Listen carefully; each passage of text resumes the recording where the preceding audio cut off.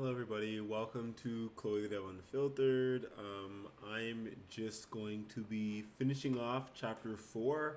Just came out of the EIPIP meeting. It went really well. It was fun to go through different ways in which we can try and improve in theory Ethereum improvement proposals. Kind of convoluted, but once you get into the groups, it's quite fun. So we're just gonna start right off where we left, and we are going to get into committees. The video previous to this in this series was doing chapter 4, and we're just going to continue. So the point of committees is to split up the responsibilities among the validators. To start, assume the validators have access to a sequence of random length n permutations. So permutation 0, permutation 1, gone. And then there's functions 1, 2, going over to n, and then again 1, 2, going over to n. In the scope of this article, we assume that we get these random permutations from a random oracle. Recall that time is split into epochs of C slots each. Each permutation, some random permutation of J, will be used only during epoch J. So a certain permutation for a certain epoch can only be used during that epoch. Its role, see, I'm getting issues again. Once I started going live, I started getting issues for my node. I think that when I start going live on YouTube, I start getting some connection issues. So it says, warning, skipping block production for expired slot. Info, your machine may be overloaded. And I think that's just when I try and use OBS for a little bit. There's a lot going on. I need to upgrade the RAM in my Mac Mini. I got the lowest setting, I think 8 gigs of RAM, because I do plan on doing it manually later on. I couldn't afford to do it all at once. So achieving non-gameable randomness on the blockchain is itself an interesting problem. Stimulating research such as verifiable delay functions, so VDFs, VDO from Starkware. However, in this article, we'll take this randomness for granted. So we're assuming that randomness is available, even though it is an interesting, difficult problem. But with the research that we see with VDO on Ethereum blockchain, using I think they use off-chain computation at least to get a verifiable delay function on chain. We're seeing how this stuff is possible, and we're going to take it for granted, assuming that it exists, which it kind of now potentially does in a safe way. Its role is to pseudo-randomly select validators into committees, labeled by C, each of whom has responsibilities for one slot of the epoch. So each validator is responsible for one slot or block within an epoch, which is a period of time. To decide who gets into what committee, they use pseudo-random functions, which all that means is the randomness that is derived from data that is not random forever. It is just random until some other data comes out on chain. So a verifiable delay function would be that sort of potential function, which would input the randomness later on in the future, but you'd be able to verify that this data is random when you were putting together a committee. So it is impossible to predetermine which committee you will be in beforehand.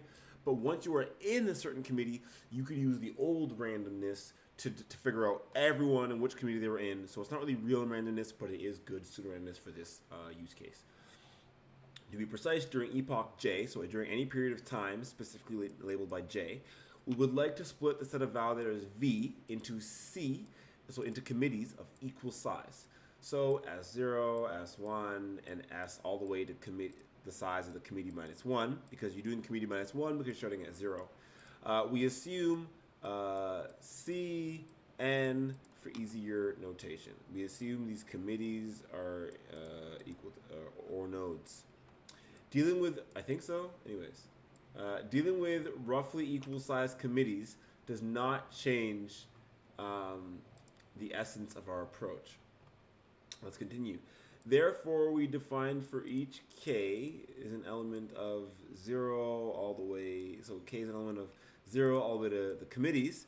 So S of K is the committee, each committee consists of all the NC validators of the form the validators of a certain epoch, right? Because we're using the permutations, right?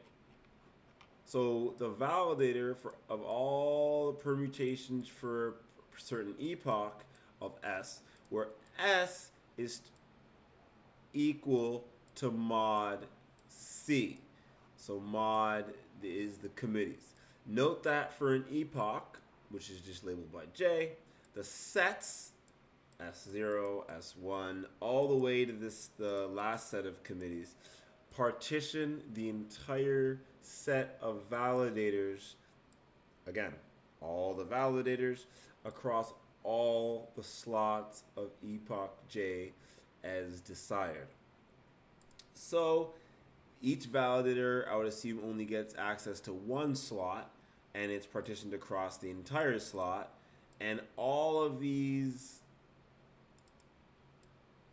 right, K, so K, I guess, is a random number, but there's going to be the number of Ks is going to equal the number of committee members, and therefore the number of what I would assume would be the number of slots, because there's a number of slots, there's the number of committee members. And to summarize, P of J first shuffles the validators, so the permutation for the certain epoch, so permutation for the certain epoch, first shuffles the validator using that pseudo-randomness we were talking about. So you shuffle up all these randomators, then you place them into committees of relatively equal length based on their original index modulo C. So this is just to make sure that all these committees can end up breaking into relatively equal size. That's all this fun. So, you know, like, you don't really have to understand all this stuff. I mean, you read through it, you check out the math, but in my opinion, what helps me understand, again, you understand this more algebra math because you build upon it. So you understand that, you know, this summary has to be equated by all this math. And so you can kind of see how you have the sets, and there's going to be a number of sets equal to a number of units in a committee. From what I understand, right? So if you have C is an equal as a number of committees, you have the number of committees minus 1. See, and you can just kind of use the variables in the equations to kind of match up what each of these two things should mean and how it comes up to up here, shuffling the validators, and then what else happens. So, protocol for each slot, blocks and attestations. Now in each slot, the protocol dictates 2 types of committee work for the committee assigned to that slot. So, in each slot, say you're a validator, the protocol dictates 2 types of work for the committee to propose on that block. One person in the committee, so you're a committee together for each epoch, one person in the committee needs to propose a new block, okay? And everyone in the committee needs to attest to the heads of the chain in their own view. So, you have a committee, I think there are 128 people. You randomly decide, so you randomly put the committee together. You randomly decide who in the committee is going to propose a block. And then everybody else, the other 127 validators, are just doing attestations or voting. Both responsibilities follow the same fork choice rule, which is a variation of LMD Ghost, which we talked about, which we are going through, but talking about above. For view G, we use HLMD to denote the hybrid LMD Ghost fork choice rule, a slight variation of the LMD Ghost fork choice rule defined as follows. Note, it relies on the definition of J of G, the justified pairs in G, so in this view, which we will define later on in this section. So we are now going to look at a justified view of G, which again is not the finalized blocks, but just all the blocks so far that have been attested to or voted on by at least 2/3 of the weight of active stake or validators. So this hybrid LMD ghost fork choice rule, you are going to take the block of J for any certain epoch.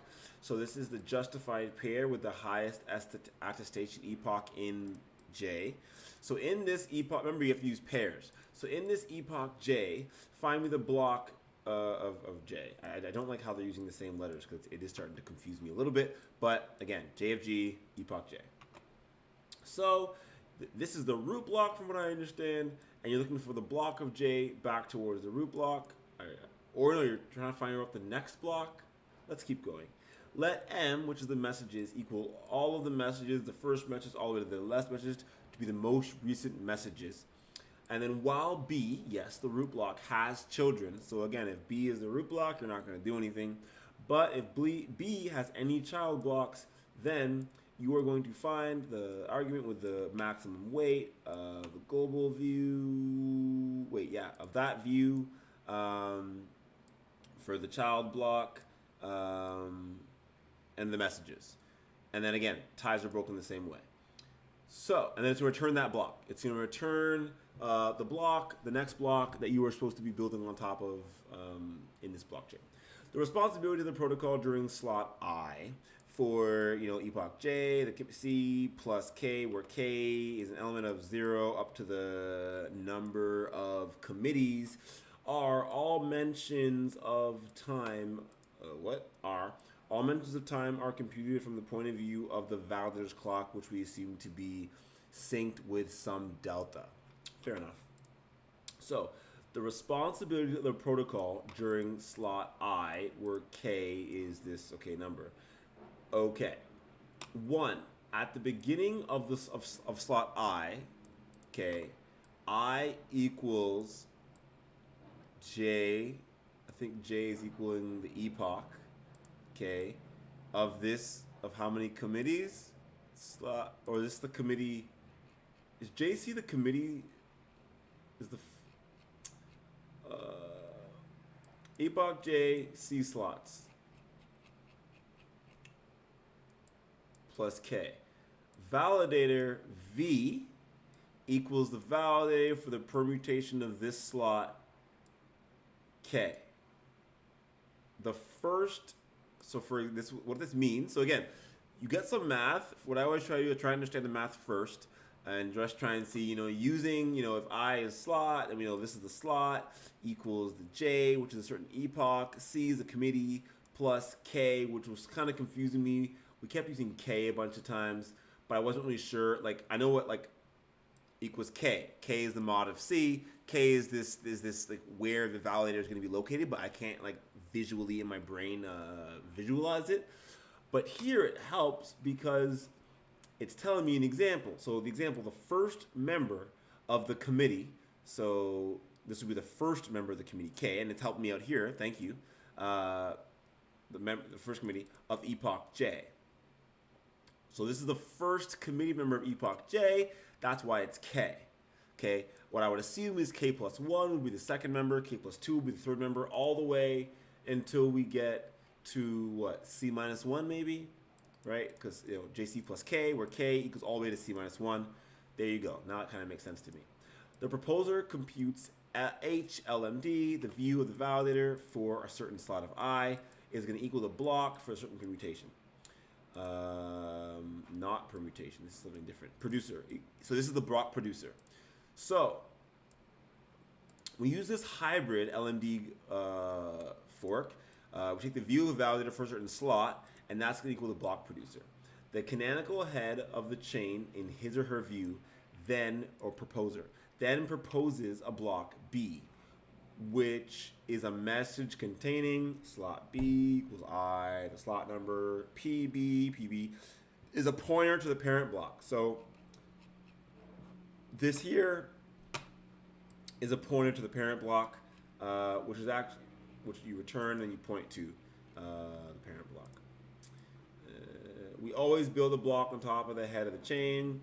New attests for B, a set of pointers to all the attestations to be defined next. So this is all the attestations that the validator has accepted but have not been included in any new attests for B prime. For a block B prime that is an ancestor of B. So the new attestations are all these, B prime are all these attestations for that a validator is accepted that are not the attestations that are previously attested to on a certain ancestor, only new ones on a certain block. Then you have some implementation specific data. For example, Uni's paid 4.2 ETH to Brad if we are tracking coins, the semantics of which is irrelevant for us. Again, you don't care about the actual data being sent, but some arbitrary data can be sent in this message. For dependencies, B depends on PB and all attestations in new attests. So for example, if we see a block on the network but do not see its parent, we ignore the block until we see its parent. Makes sense, because even that block that we don't see its parent for, that block should include some sort of hash, some sort of data, some sort of proof linking it, or a header linking it to its parent. So once you see its parent, you should be able to look into that block, check the child block, check the parent block, and then look at some ancestor block that goes to the root. And if you can't do that, you know it's the wrong block. And if you can do that, then you know it should be a correct block if this block has the most weight of any block you've ever seen. The interesting part is, if you then see a block that has more weight, you know you've attested to the wrong block, and therefore that kind of is interesting as well. At time, this slot plus half, each validator V in a committee, so, this is showing you the committee. This is what a committee looks like. This is a slot, and this is a specific committee of that slot. Computes B prime equals HLMD view of that validator plus the slot half, and publishes an attestation, which we're getting by this lovely little symbol, sigma or something like that, alpha, I don't know, which is not alpha, is a message containing, maybe it's alpha. The slot for a certain attestation equals a certain epoch, and then the number of the committees plus K, which is the K is the number of committees, the slot for a certain committee plus K, the slot in which the attester is making the attestation. So, and I think this helps as well. So a slot of a particular attestation. Remember, a slot is a block. So if this is giving me the epoch for a certain, I can tell when I'm dropping frames now too. Anyways, if a slot for a certain attestation is going to equal to that specific epoch, and then the committee, and then the certain number within the committee, I think.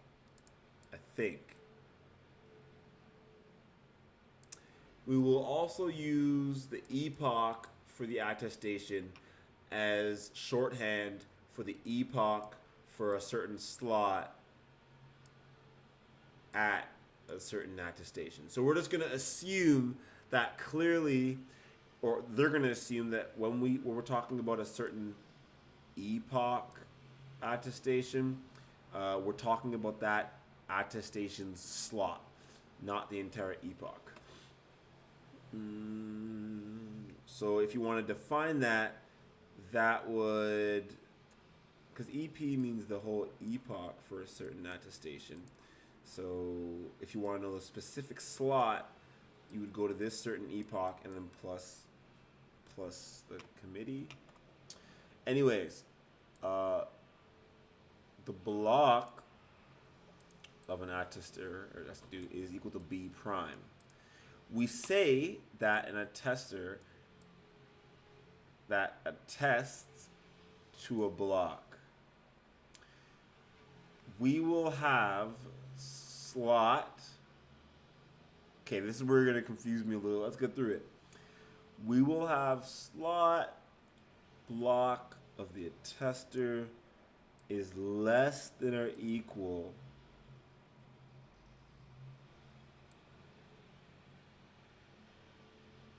so what? If you're attesting to a slot,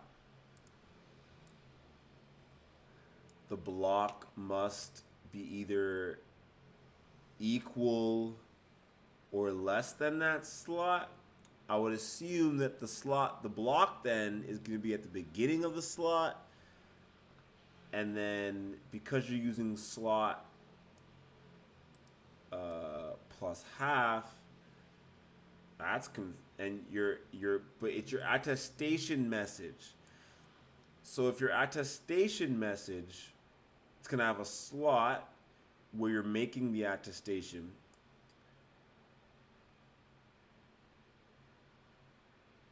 So we have a block, and the block has to be less than this slot, and usually get equality by quickly attesting to the block that was just proposed in the slot. So what's going to happen is you are going to both submit a slot that you're attesting to, and then you're going to submit a block within that slot. I guess the block has to be equal to or previous to that slot, but so it can't be after that slot, I guess, because you can only vote on things that you've seen before that slot. Okay, so that makes sense. And you usually get equality pretty much because you're going to vote as quickly as you can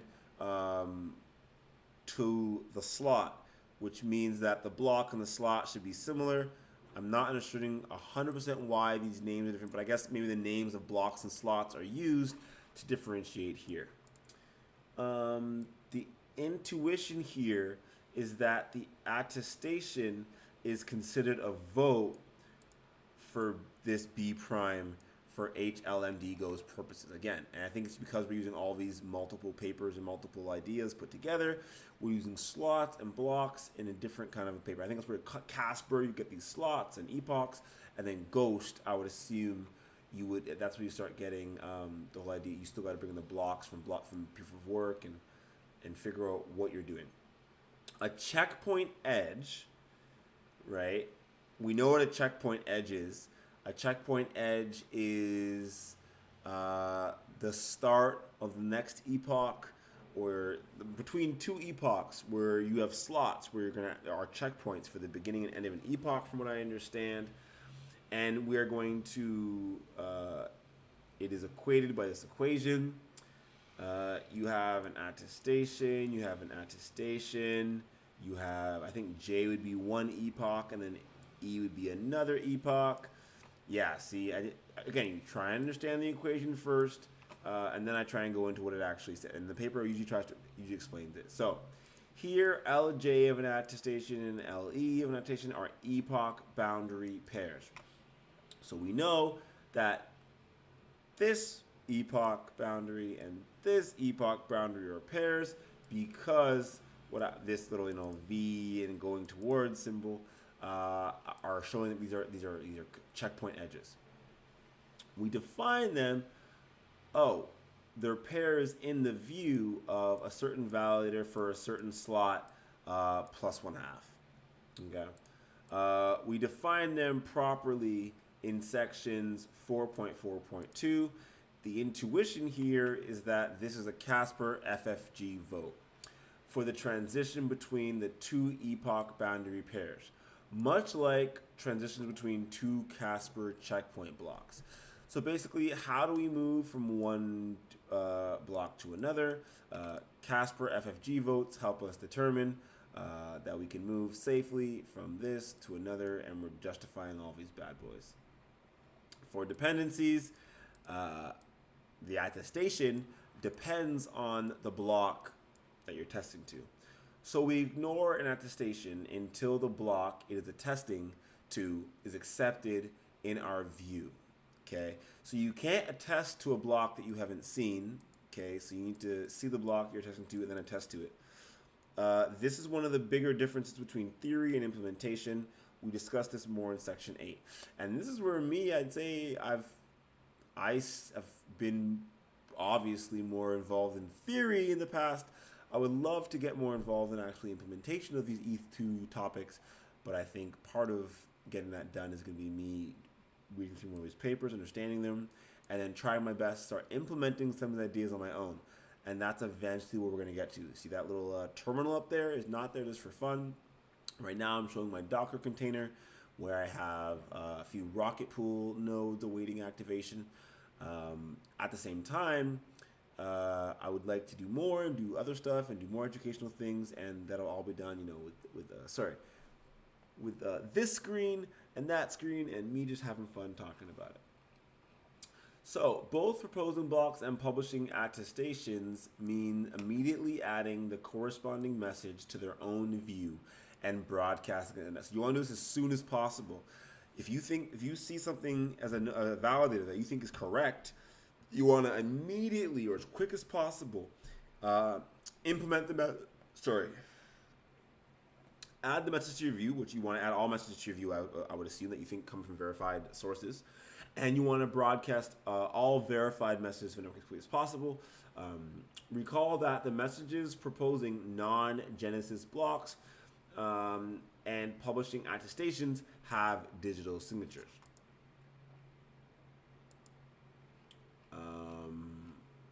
What's happening? Oh, there's like personal notes in this paper. I love it, I love it, I love it, I love it. I'm guessing these personal notes have not been, what's it called? These are different people who are adding notes, I'm assuming. So cool. YZ, YW, I don't know who these people are, I'll go up later. 2 ways to interpret the attestation consideration delay. 1, you could only add attestations from 1 slot ago to a view, right? If you were like, oh, I'm a validator, what should I be looking at? 2, add the attestations to a view as soon as it is received, but don't consider the attestation while running HLMD Ghost until it's at least 1 slot old. Not sure which is better. I think overhead, we're not gonna read the rest, I'm gonna go with my own. I think overhead concern reasons, I'd say the first one's better. At the same time, personally, if I had the overhead available, I would want to just give me everything. But then again, getting DDoS and all that stuff is not fun. Right now, it is not good, unless the EF really wants to add all this delay stuff into the pure protocol, because then it corrupts every single type of argument because the delayed nature may become relevant. These things are worth thinking about, but a bad choice for a math paper to have it in the main protocol. The main protocol should be something that is reasonable to analyze with the brain that captures the major points of the protocol. I agree with this point.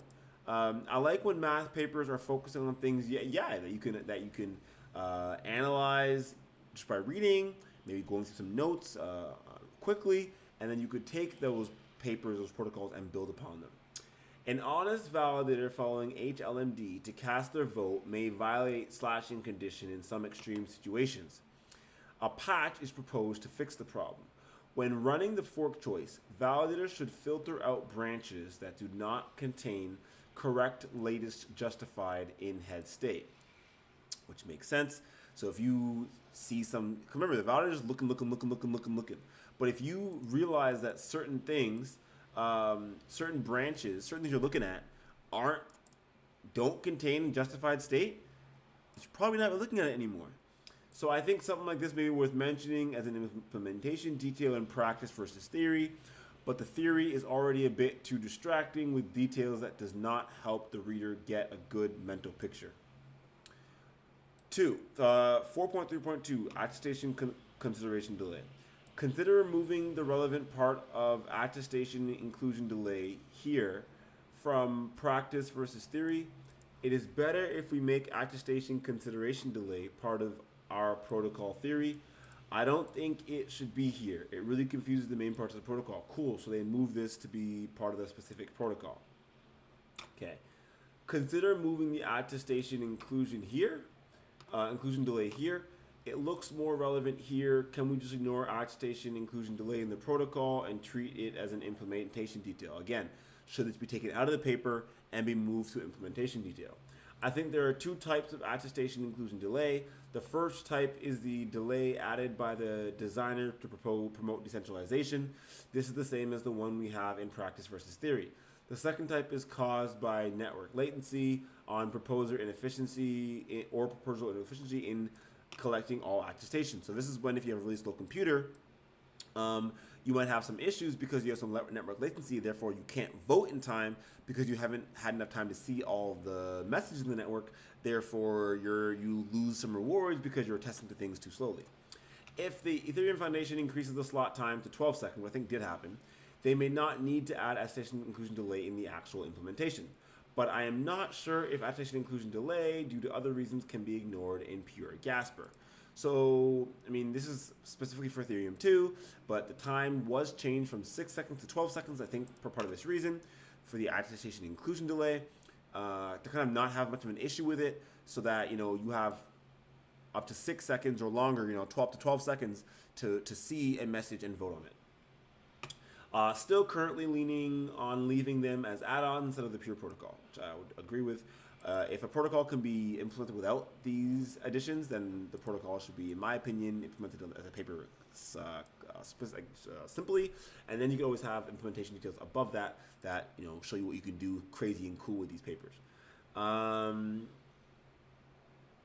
the assumption, so there's an assumption now that there is no attestation inclusion delay, and you can always add one in a specific implementation.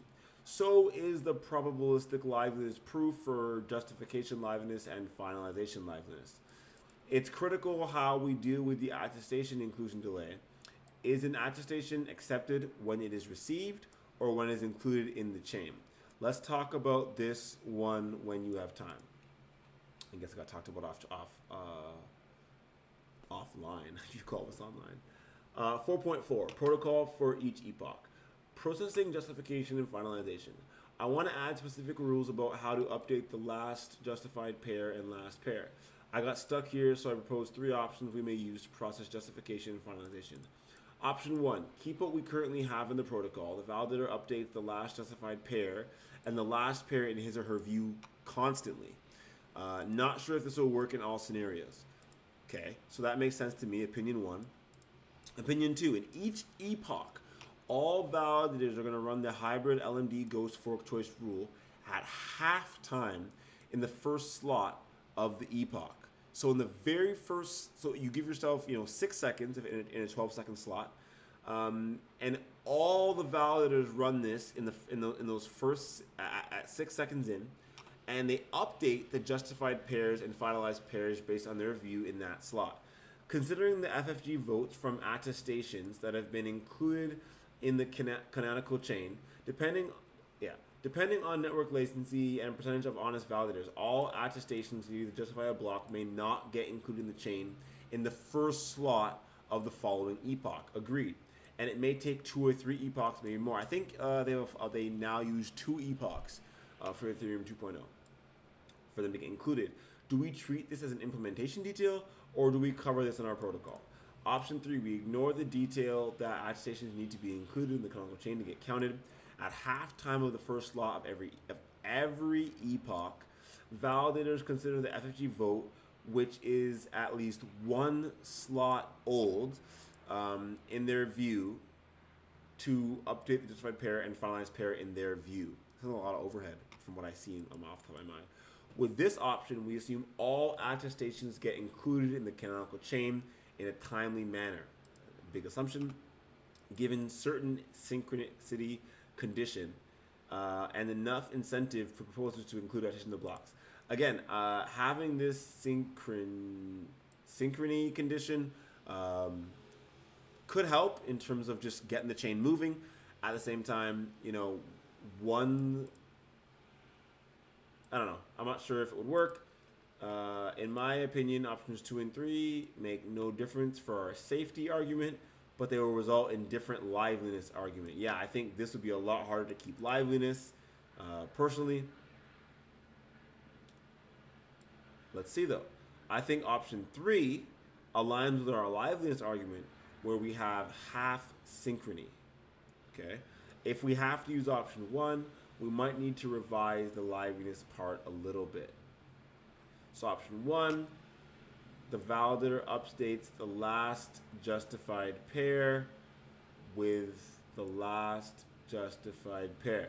So I think the issue here is that you're only having one validator work at a time. And I think the problem is that if you have validators that just aren't seeing things for a while, you could have an issue. I think this whole idea of options 2 and 3, you're increasing the overhead, but you have all validators running, right? Because here you have option 2, you have each epoch, all validators running the hybrid LMD ghost fork. And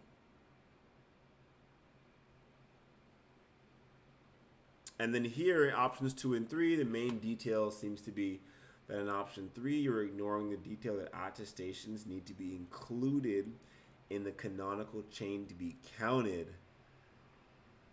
Seems very interesting. Let's see. Option 2 in each epoch, all validators run it at half time, update the justified pairs and finalize pairs based on their own specific view. And you're doing this based on votes that have been included in the chain that already exists. I think it's very interesting.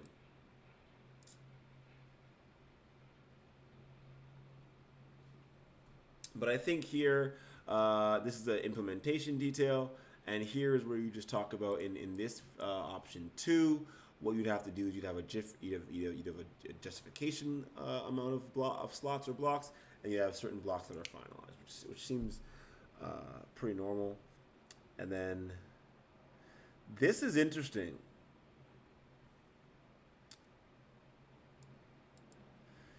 So you consider the FFG vote by time, not by weight, right?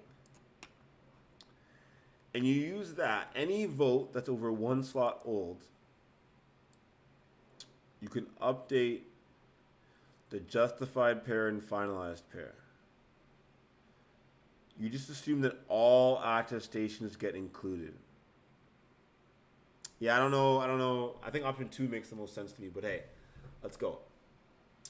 I'm going to end this video soon too. How far are we from finishing chapter 4? I think we're still super far.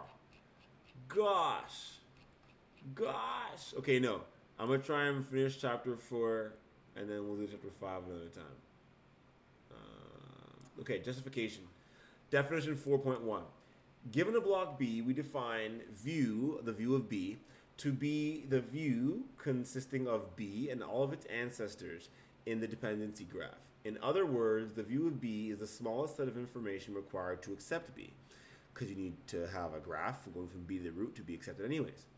Any view that includes the block B can compute the view of B independently and obtain the same result.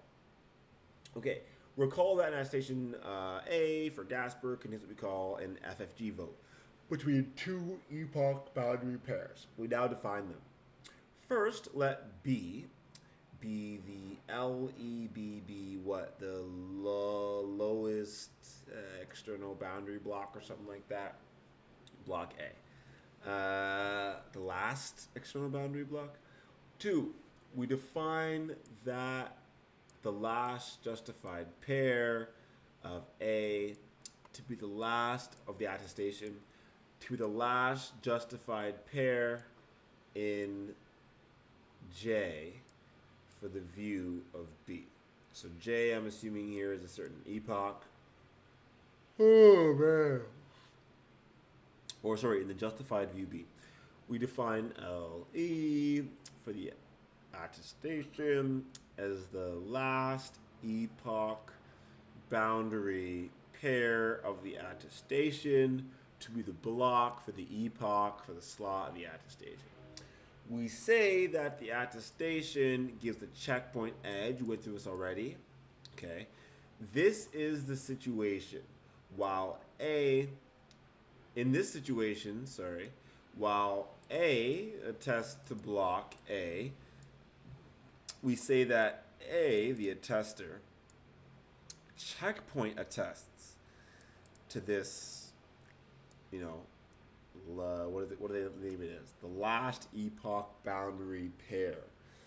Okay? So you're attesting to a block and you're attesting to a checkpoint. Oh my god. Definition 4.2. We say that there is a supermajority link from pair A, which is a block, to J prime. To pair B to J. I'm assuming these are just epochs again, because you're linking a block and an epoch and a pair. So then you go to B to this epoch. I think if the attestations with checkpoint edge, you're going from block A to block B, and you're going from epoch J prime to J, have a total stake more than 2n over 3, so it has to be justified. All right, sorry. Yes, it has a supermajority link if the weight is over 2/3 of the network. In this case, we write it is, you put a J over it for being justified.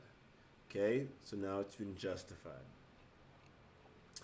Given a view of G, block B, and epoch J, we say that the pair for a block at a certain epoch is justified in the view of G, or equivalently, that B is justified in G during epoch J. So this block is justified in this specific view during this epoch. So you need a period of time, you need where you're looking at from, and what you're looking at. If B, this block, is equal to B genesis at the slot of 0, so basically saying that is this B a child of the genesis, or for some justified pair, so maybe we're not talking about the genesis root anymore, but can A for this certain epoch, right, is it an ancestor that is justified of this B block at this other epoch? Okay, we used G of J to denote a set of justified pairs in G. Okay, everything here is analogous to Casper FFG. Inside the chain of block for the attestation is a subchain created by the epoch boundary blocks of that chain, starting from B genesis and ending in B. We want to focus on this subchain of blocks represented by pairs to allow for boundary cases, and justify epoch boundary pairs with many attestations. An attestation, A, checkpoint attesting to B during epoch J, can be thought of as a vote to transition for some last justified pair, right? So the last justified pair would be B prime and J prime, so a previous block and a previous epoch, to a new pair, this new block and a current block and a current epoch, visualized as the checkpoint edge.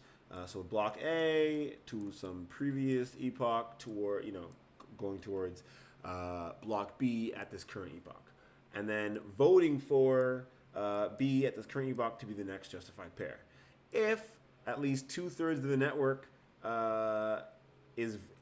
votes and agrees, we create a supermajority link between these two epochs, I suppose, and justify this new pair. And this is just going to explain it all. Oh gosh, it's a lot going on. So blocks in red are justified, with double edges corresponding to supermajority links. So if there's an edge here and an edge here, or I guess here, there's a supermajority link between B genesis and this epoch 1. Then, for some reason, we do not see any blocks, so we are still at 64. Okay, so this is saying what would happen if you still didn't see any blocks. It's fine, because 64 is the only block that you saw personally. But of course, you're not going to use 64 again at the end here. You're going to use the highest block that you personally have seen. So 64 is the EBB, like the edge something block for 193. So we're looking at the current head. You want to check out the current head and you want the epoch boundary whatever block. So yeah, epoch boundary block for epoch 2, the epoch boundary block for epoch 1.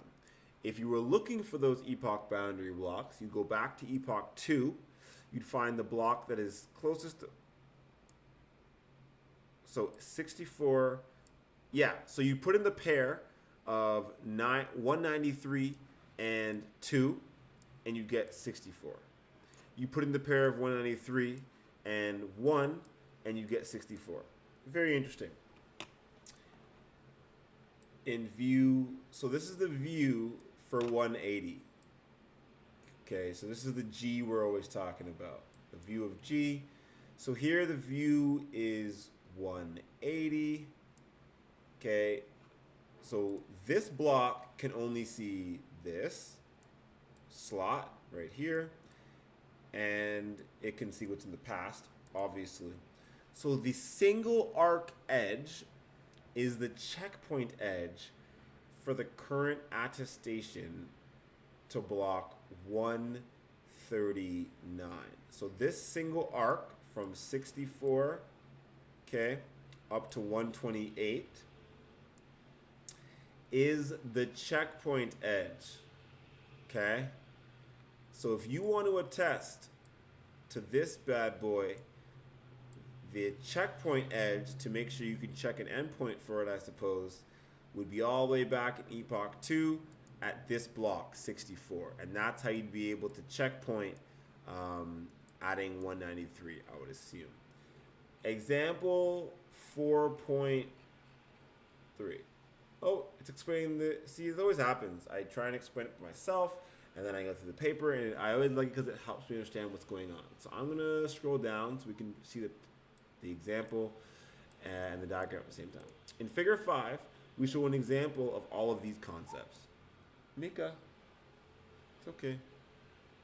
The context is that the committee member, right, is that a committee member. So I'll say I'm a validator, I'm in a committee, I've been randomly assigned to a committee. I'm going to run the HLMD for my view on her view, on my view, to obtain block 193, okay? We're trying to obtain that block up there, which is my current head of the chain. She is then supposed to attest to 193 with an attestation. So I see 193, I see this chain, I'm saying, you know what? This looks good to me. I'm going to vote and attest that 193 is the correct state. On chain 193, which is pictured in the figure, the LE for the attestation for 183. Okay, so I can't remember what L. They always name these things weird things, and I'm just like, wait, I think I passed it. Yeah, LE is the latest epoch boundary. So, what it's saying is the latest epoch boundary, right, is 128 for this, right? Because latest epoch would be 3, which makes sense. And then I suppose the boundary would be the first block of that epoch. Okay. Even though if you look for the epoch for the slot, or epoch boundary for the slot of 180, which would be right here, is 2. Okay, let's see if that makes sense. Well, I know we saw a 64 here, so we just kept it here. We saw 180 here, we keep it here. That makes sense, that makes sense. So far, so far.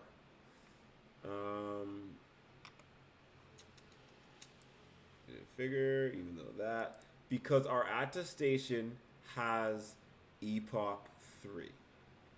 That makes sense. The attestation has epoch 3, so we're using epoch 3. And we were looking for 3 times 64 equals 192, but did not see it. Okay. So this is going to be the first 64. This is going to be 64 to 128.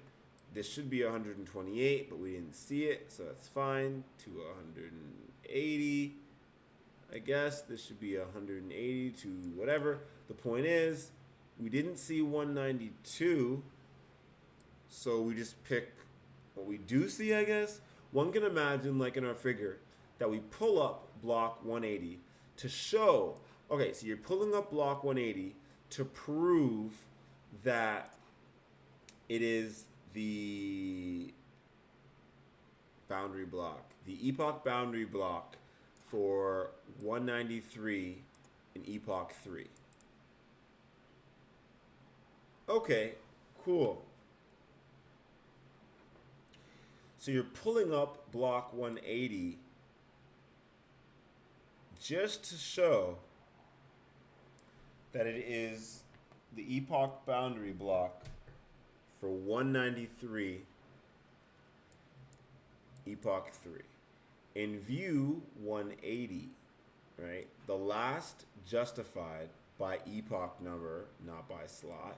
So if this is your view, okay, the last justified pair is here.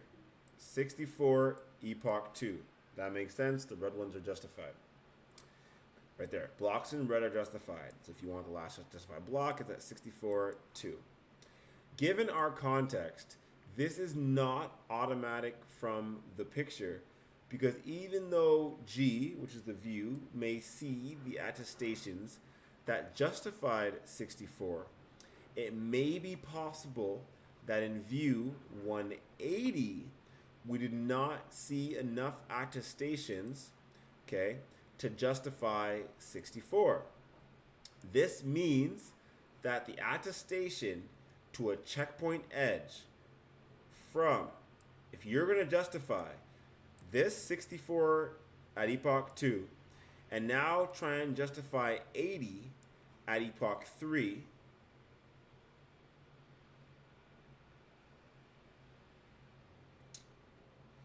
so they're saying that if you attest to something, you're okay. So because you can't just attest to this alone, you might not have all the data. My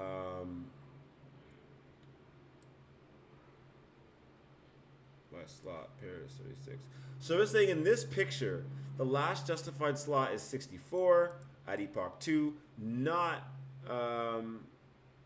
like this 180. In order to justify this slot, you have to point to the previous. You need to attest to the whole entire checkpoint edge, right, from here to here. Not just attesting to 180. You're attesting to a connection from 64 epoch 2 to 180 epoch 3. Finalization. So we go from justification now to finalization. Given our notion of justification and a new fork choice rule, we are now ready to define the notion of finalization for pairs.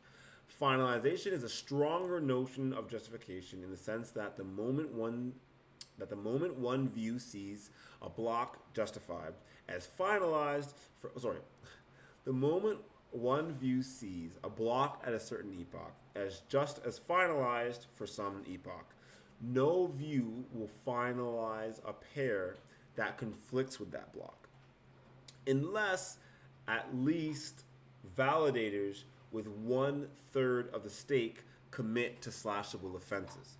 So yes, finalization doesn't mean forever. It's probabilistic, but if you are caught doing something that would cause, something to be finalized, you need to have 1/3 of the stake or more, and that would get slashed. And therefore, you would lose a lot of economic incentive. Definition 4.4. For a view G, we say that, block 0, so the block of a certain epoch is finalized if there is an integer k, which is equal to greater than 1, and blocks B1 going up to B, some arbitrary integer, but is at least 1 or greater, such that the block for a certain epoch and the block 1 for the epoch plus 1, and then the block for a certain okay, and then the block for a certain k for that epoch plus k are adjacent epoch boundary pairs in chain BK. So, I mean, I feel like we're going to have lots of examples of this. Illustrate examples, for K 1, 2, and 3 respectively. Let's go through the full definition first, and then we'll go through the examples. So, the block is finalized if the block at a certain epoch plus 1, and then other blocks are all within the justified view. So I guess a certain block is finalized if the block after it and a bunch of other blocks after it are justified. And a block is finalized if the block after it is justified. Let's see. Let's go back through the definitions a few more times before I look. I don't want to. I feel like the diagram's a cheat code sometimes, you know. Okay, so if the next block, if a block in the next epoch, and then a different block in a epoch after that,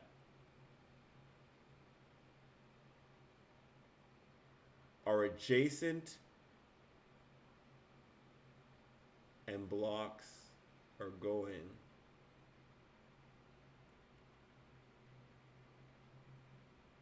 a certain block is finalized if there's a blockchain such that all the blocks in a chain are adjacent epoch boundary pairs. As well, you need all the blocks of the chain to be justified in your view, and you would need the next block, the next epoch to be justified. I think that's what it means. If you have those three conditions, something is finalized. So then we define the finalized view, right, to be the set of finalized pairs in the view of G. We also say that block B is finalized if the block for any epoch, if any certain block in an epoch is within is final. Okay, that doesn't really make. I mean, that's makes sense, but it doesn't make sense. Okay. So I guess whatever the K is, right? You could change your K. But in these diagrams, I think K would just be like your follow distance, and to where you're saying, obviously the K could change, but a block is finalized once you have a certain amount of justified blocks in front of it. So I was using K here for this example, but obviously if K was 3, then you would need all these 3 things to be correct, and you need 3 justified blocks in front of this finalized block for it to be finalized. So here you see when K is equal to 1, once there's 1 justified block in front, this one is finalized. When K equals 2, when there's 2 justified blocks in front, this one's finalized. For K equal 3, when there's 3 justified blocks in front, this one's finalized. And you can see how it works there as well. Yeah, easy. Remark. In figure 6, we see some examples of finalization. On the left, we have K equals 1, which is what we expect to happen in the vast majority of the time. In the center, we have an example for the K equals 2, which we would finalize in order to account for delays in attestation. The K equal 3 example is mainly for the sake of illustration, as the network basically has to collude to orchestrate such contrived scenarios. So basically, if you don't vote in the first epoch, it's kind of messed up. If you don't vote in the second epoch, okay, they pretty much are saying we expect if you voted in the third epoch, it's worthless. And I'm pretty sure you don't get any rewards if you don't vote in the first 32 slots anyway, or something like that. I can't remember the exact time. In practice, the theorem of specification for finalization in 11, whatever, does not even include finalization for k greater than 3. So yeah, the specific specification, which I still been meaning to go into, yeah, you can't even finalize if k is equal to or greater than 3. So you can only finalize. So yeah, I mean, yeah, we're only talking about k equals 2. Anyways, with half synchrony and without implementation details that interfere with acceptance of messages, we should only get the case of k equals 1. Agree? Yeah, makes sense. We include the k greater than 1 case to account for situations where network latency and attestation inclusion delays. See 8.4 relevant. In fact, the original GASPER finalization is only defined for k equals 1. If we define a set of blocks F as finalized and prove safety for them, then safety remains true automatically even if we change the definition of finalized to any subset of F. Because safety is defined by the lack of incomparable pairs of finalized blocks. Thus, it does not hurt to define a very general class of blocks as finalized if we can prove safety. This is why we include all k in our definitions. The more general definition, the easier to analyze. Yeah, makes sense, simple enough. Slashing conditions. In this subsection, we add slashing conditions and analogous to those from GASPER in definition 3.1. We prove a couple of desired properties, after which we are ready to use these conditions to prove safety of GASPER in section 5. Definition 4.5. We define the following slashing conditions. Slashing condition 1. No validator makes two distinct attestations, votes, right, with the in epoch 1 and epoch 2. Note that this condition is equivalent to, the attestation for an epoch with the, something epoch. You can't vote for two different attestations in the same epoch. Man, the math is gonna try to remember what the symbols mean and everything. It doesn't matter. You cannot attest two different attestations in the same epoch, or for the same epoch, whatever. The slashing condition number 2 is no validator makes two distinct attestations, A1 and A2, and I think this is just saying that the A2 is happening before A1. So you cannot attest to things that you haven't seen yet. You cannot attest to things that aren't true. Yeah, so remark, an honest validator following the protocol will never accidentally violating the slashing condition 1 because each validator is randomly assigned to exactly one committee in each epoch and is thus asked, so you're only asked to attest once per epoch. If you attest twice per epoch, you've done something wrong, clearly it's not part of the rules, and you're being malicious, you will be slashed. For condition 2, the condition is more complicated. Under most normal circumstances, an honest validator will never violate S2 because of the following heuristic argument. Usually, without high latency, and not under attacks. Two very important parts right there. Without high latency and not under attacks. The LJ of the attestation should either be equal to when the view did not pick up enough attestations justifying a block in the current epoch, or exactly one less than. And this is when the view has picked up enough attestations justifying a block in the current epoch. Okay? So if the block is coming from a current epoch, you should be fine. And it should be equal if you don't pick up enough. Okay?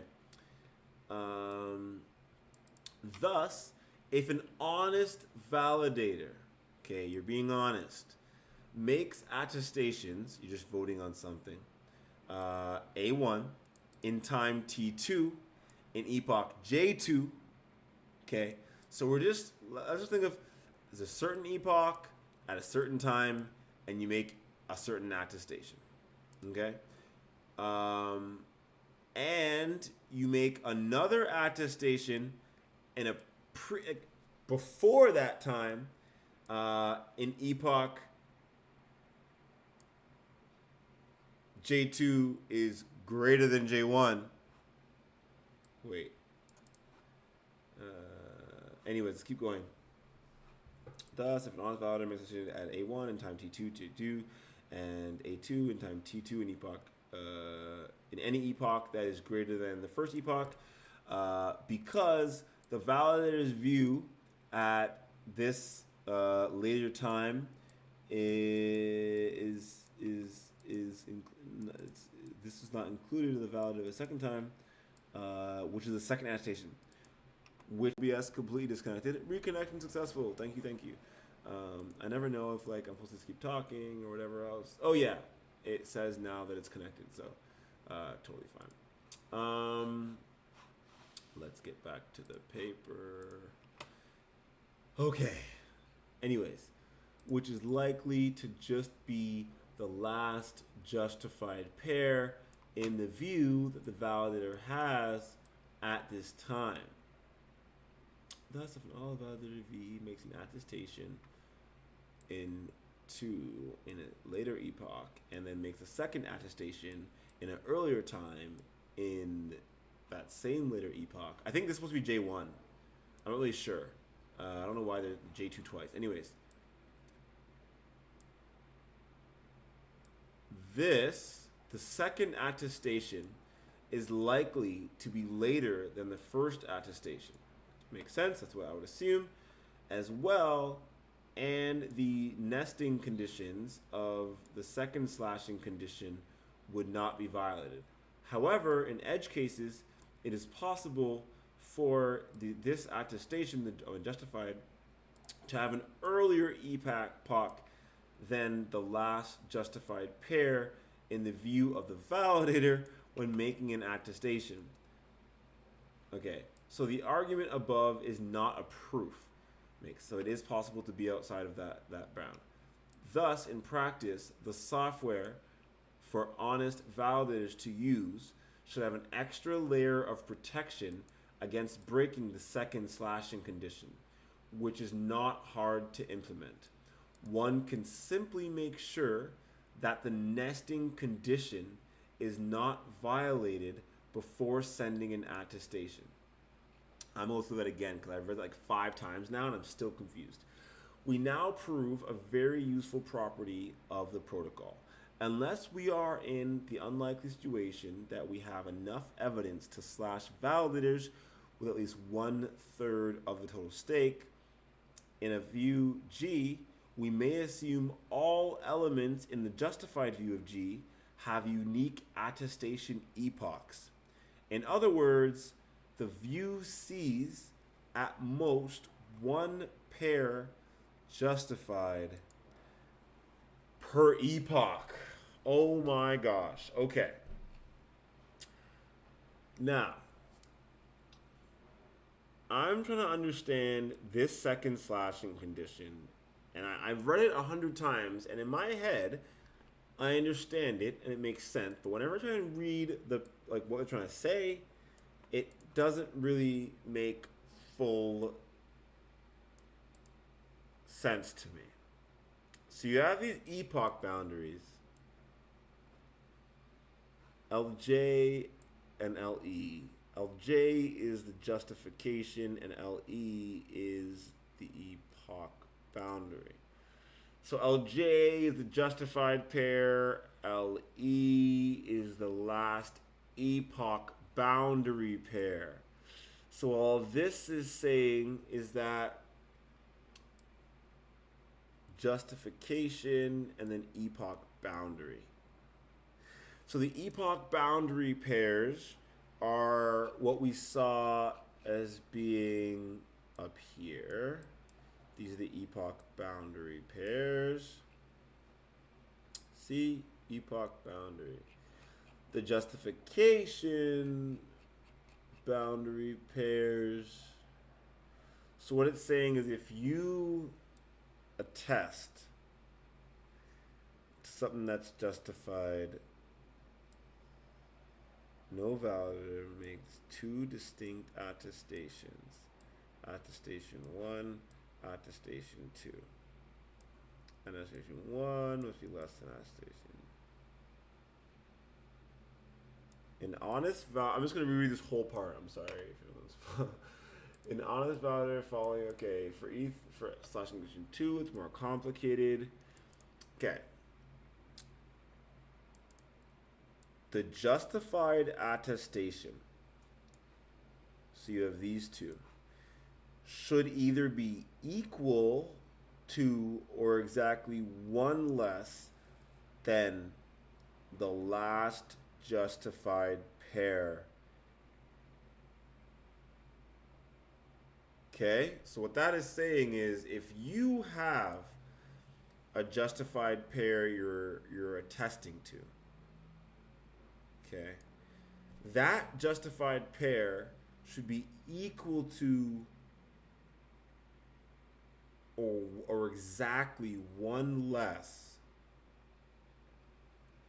the last justified pair. So let's look up here so we can try and see. So these are justified, and you point to the last. Honestly, this paper, I need to pull it side by side.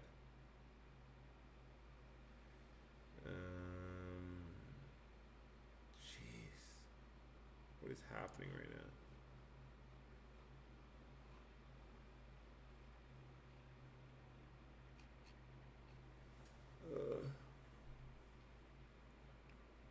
In the view.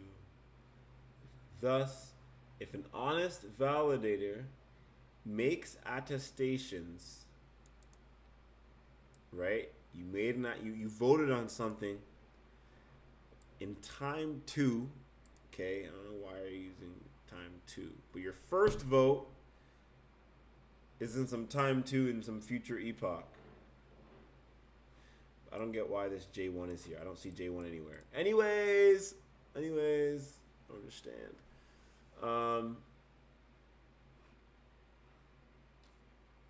Thus, if an honest validator makes 2 attestations, makes the first one later, and then makes the second one earlier, okay?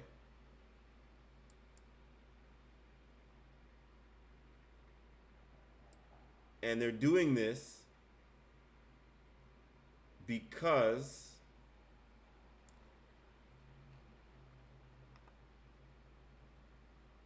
so you can't make 2 attestations in the same epoch. But this is saying you're making 2 attestations in the same, in epoch J2, and you make another attestation in epoch J2 is greater than J1. I know, again, I don't understand that. Because the view of the validator at the second time is, okay, the view of the validator at the time 1. So if the validator does this because of this reason, then the second attestation, right, on these justified pairs, which is likely to just be the last justified pair in the view at time 2,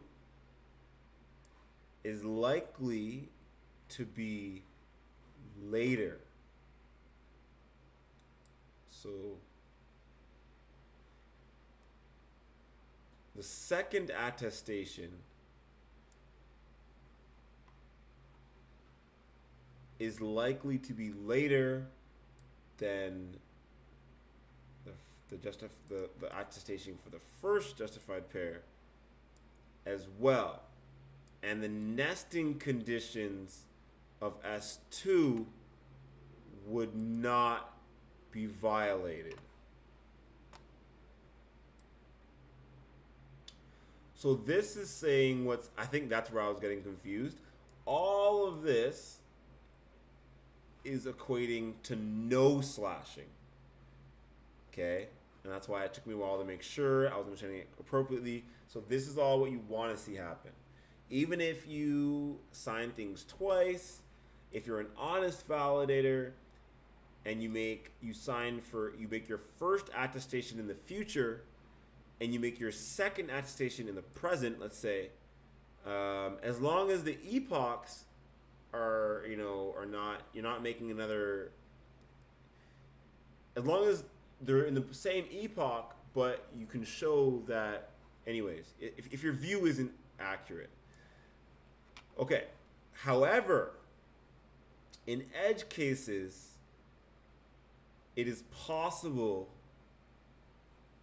for the latest justified slot or epoch, whatever, what you're voting on, to have an earlier epoch case. You're going to be previous than the last justified pair in the view of the validator when making the attestation.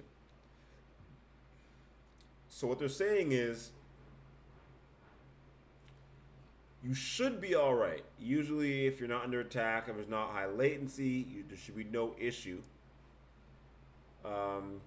But it is possible to attest to the latest justified pair, and for that latest justified pair to have an earlier epoch, right? Because this is the latest justified pair that you're assigning to is going to have an earlier epoch than the latest justified pair in the view of the validator when you're making the attestation. I'm not sure when you would ever do that. I see, this is what I wish they would explain, because I'm like, oh, cool. There's an edge case where, the latest justified pair could not be what you want. Thus, in practice, the software for honest validators should use, we now approve all this, Lemma 4.6, in a view G, for every epoch J, there's at most one pair, right, in J of G, or there must exist two subsets, the validators of one, the validators of two, of validators, each with the total weight at least 2/3, such that their intersection violates slashing condition 1. Proof. Suppose that we have two distinct pairs, right? You have a block at a certain epoch, and you have a different block in that same epoch in a same, view of G. That means in epoch J, more than the total stake of 2/3 attested with a checkpoint edge to, BJ, and more than 2/3 stake attested with a checkpoint edge to B prime in that same epoch. These are our desired subsets. So you have, this is our graph we're looking at. We have the green circle, which is a bunch of validators. We have the blue circle, which is the V2 bunch of validators. And then we have this huge V thing, which is the validators in V1, plus a little N looking thing, the validators in V2, which is the complete set of validators. So all this is saying is that two subsets of validator sets with at least two, and we're going to figure out who is doing the bad things and who in that group needs to get slashed. 4.6 rewards and penalties. A validator should be rewarding, i.e. have stake increased for either including valid attestations in his or her proposed block in the beacon chain specs. Again, we'll look at the specs hopefully tomorrow. This is number 11. Proposed reward, or attesting to the correct block, which is justified and finalized as the chain grows, which would be the attester reward. Meanwhile, a validator should be penalized or have their stake decreased for violating slashing conditions. The reward and penalty amounts can be adjusted based on the security level that needs to be achieved. In the game theory of the situation, should be such that validators are incentivized to perform their tasks and to not violate slashing conditions. Additionally, it is worth considering more complex incentives, such as incentivizing validators to catch other misbehaving validators. While this makes for potentially interesting game theory work, adding a layer of analysis of these parameters is distracting for the scope of this paper, where we want to focus on the consensus aspect of GASPER. To be pragmatic, we abstract this analysis away by assuming that these rewards and penalty mechanisms provide enough game theoretical incentives such that, so here's the two key points, honest validators follow the protocol, which is a pretty big assumption, which you'd have to work on whatever protocol you were using, and that any honest validator seeing a slashing condition validated will slash the dishonest validator. I think this is more of an easy assumption because you just make a proof and you say, hey, if you submit a proof saying someone else was being malicious, we will pay you. And most nodes, I think, are economically incentivized enough where they'd want to be at least like, oh, if you're not following the rules for our system, yeah, I'll slash you. But now assuming that honest validators, even assuming honest validators will follow the protocol, I mean, yes, if you're honest, but that's where you could have bugs coming involved and stuff like that. So that's where, I mean, it's off the cuff, but you would hope that honest validators following the protocol is easy to do as possible. With patch updates and all that kind of stuff. But next, we're gonna get into safety. Ooh, I'm gonna do safety now. Actually, it's a very short one. So chapter 5, safety, 5.1, safety, which is a static validator. Recall that our main goals are providing safety and liveliness. In this section, we prove safety, which is done similarly as in Casper FFG. The main differences are that we are using epoch boundary pairs as opposed to Casper's checkpoint blocks, which is very similar from what I've understood. And our finalization definition is more complex. Thus, we need the following lemma, which is necessarily more complicated than its counterpart idea in Casper. So we're gonna have some fun reading through some math. We're gonna try and understand it, and then I think we're gonna stop. And actually, this is a lot of kind of fun, just math. Both chapters 5 and 6 are pretty short, and we're just reading through a bunch of proofs. So let's just go through the proofs and end this after chapters 5 and 6. So here's our proof. Anticipating contradiction. Suppose there was a pair. You have B at J of J at a certain epoch J, with J being greater than F, and this block is not a descendant of B of F. By definition of finalization, in G, I guess is our view, we must have the B of F at this certain epoch, which is justified for a B at a certain future epoch of F plus K, where we have a sequence of adjacent epoch boundary pairs. So yeah, you're going to go from this to this in some sort of adjacent sequence of up by 1, eventually getting to this K. Since this pair is justified and this block is not a descendant of B of F, without loss of generality by going backwards with supermajority links, we can assume B of J at a certain epoch is the earliest such violation. Meaning, we can assume this block here at a certain epoch L is justified towards this pair where L is less, the epoch of L is less than the epoch of F, but J seems to be past F. Here we're using lemma 4.6, which tells us that no two justified blocks have the same attestation for their epoch.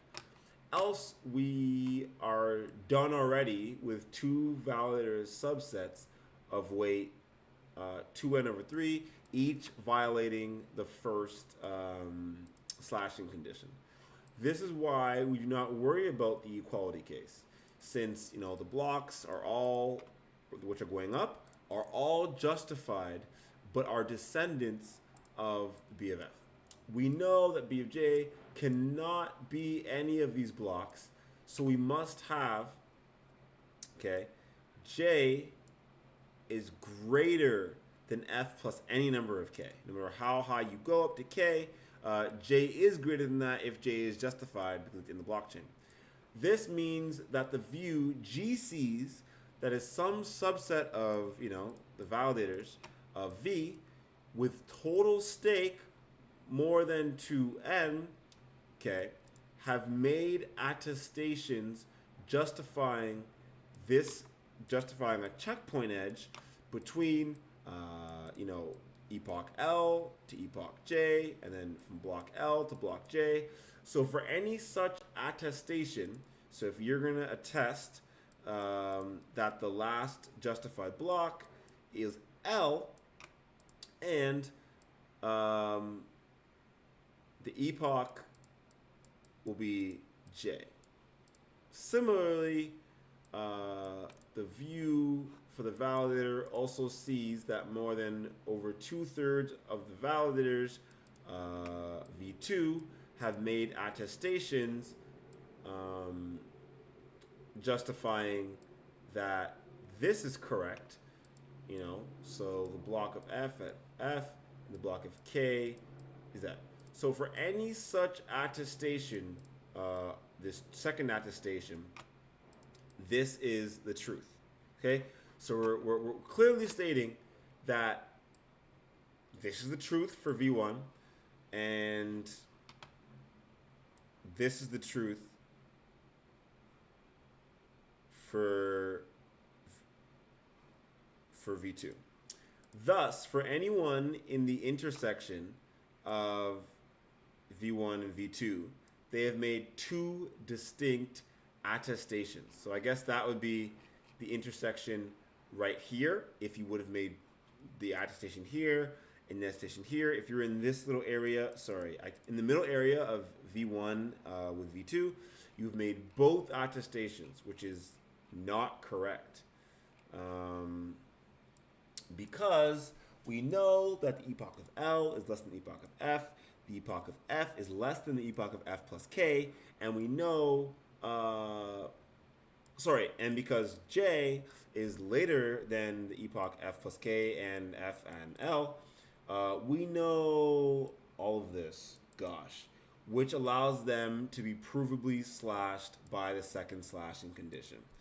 And so this is where you are attesting. So this is clarifying that second one that I always find to be confusing. So I love it. But it is still quite confusing, right? So let's take it here. We have L, we have F, we have F plus K, and we have J. So we know that the latest justified block that you attest to. Okay, we're just saying we know this has to be true, and therefore it isn't. Therefore, we can slash them with S2. We are now ready to prove safety. Okay, we're using the same lemma after, but now we're using the theorem. In a view G, if the block B1, F1, B2, F2, so the pairs are elements of the finalized view of G, but B1 and B2 conflict, then G has enough evidence to slash at least a third stake worth of validators. So I guess the point is that with all of this information here, we're proving that if there's two conflicting blocks, then any validator who has seen all the finalized blocks should be able to slash. Proof. This proof is similar to theorem 1 in f of g. Okay, we went through the range, so this should be simple, I suppose. Well, I don't know about simple, but geez. Let these two pairs, which are justified in a certain view, and they have supermajority links. So the supermajority link justifying this blood hair, and there's a supermajority link justifying these pairs, which exist by definition of finalization. By lemma 4.6, we know that epoch 1 does not equal epoch 2, or G, the view, already has enough evidence to slash the validators. Assuming G does not have such evidence, then without loss of generality, J1 is greater than J2. So J1 is greater than F2 as well. So it's saying that if, okay, so if you're saying if this J1 here is greater than this J2 and you don't have the evidence, okay, well then you know that this J1 must be greater than this F2, right? Because it's already a higher height than this, which means a higher height than both of these. By lemma 5.1, B prime 1 must be a descendant of B2, which is impossible as no two conflicting blocks can share a descendant.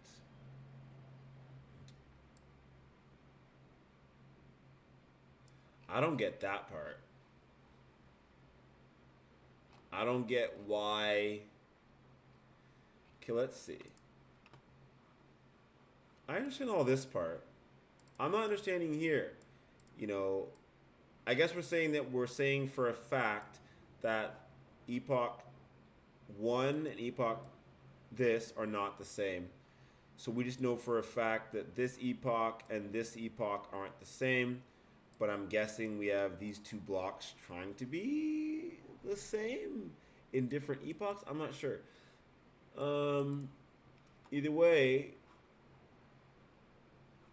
this is what I'm confused about. Assuming G does not have such evidence, then without loss of generality, because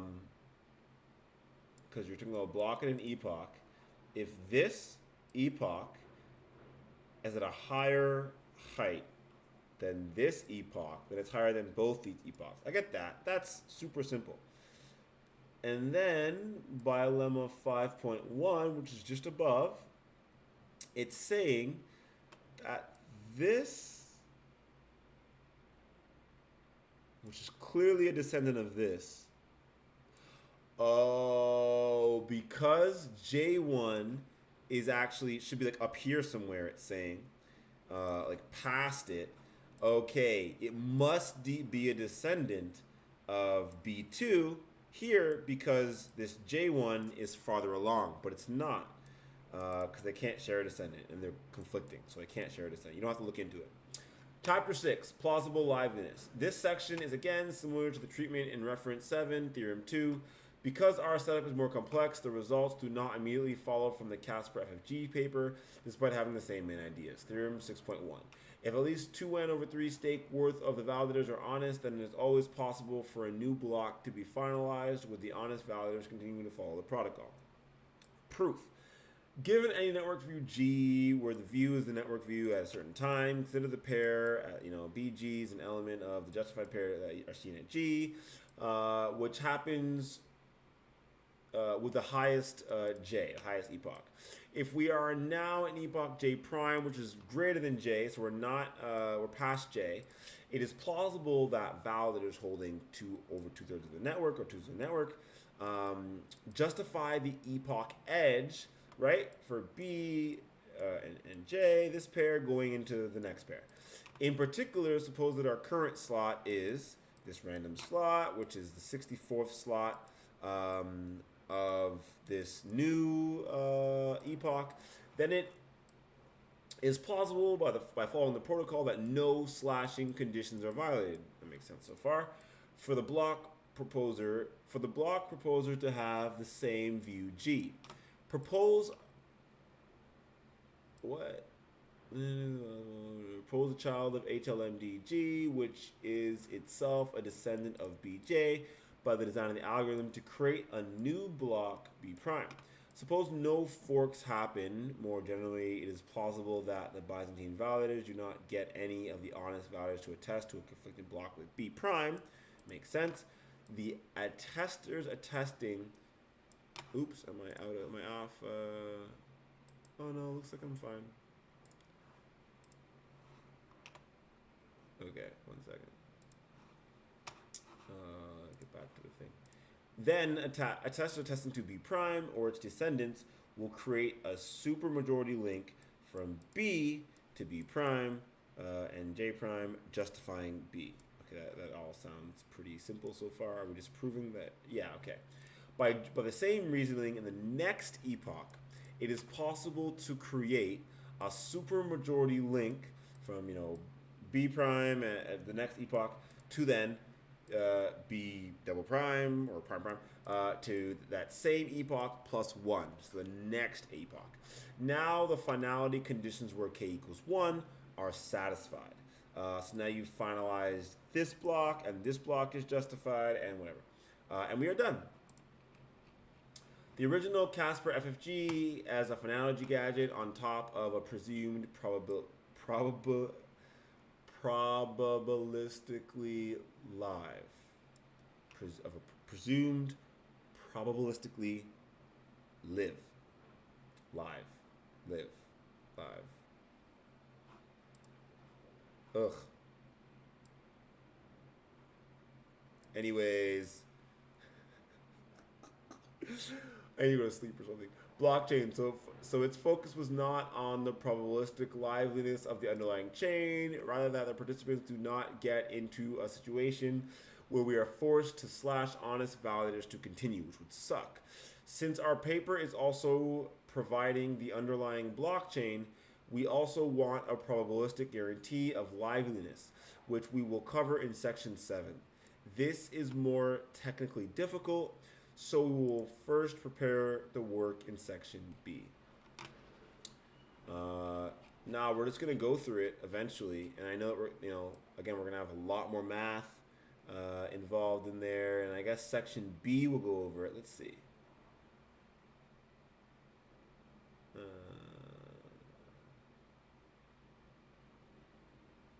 The pessimistic regime, high latency. Okay, so today I went through chapters up to 7. So I think that would be. Let's go to the table of contents. So we had on the left here. I'm gonna change my my title for this video real quick. So in chapter 4, main protocol continued, then we did chapter 5, which was safety, and then we did chapter 6, which was, we did plausible.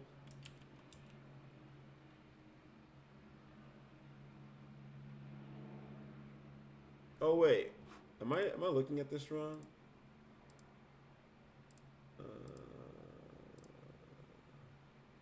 Table of contents. Oh yeah, the thumbnail is what I had up before. Because with the thumbnails, I could easily go back. Oh no, it doesn't let me go back easily to the top. Let's just go this way. Okay, so we went through main protocol, we went through safety, and plausible liveliness.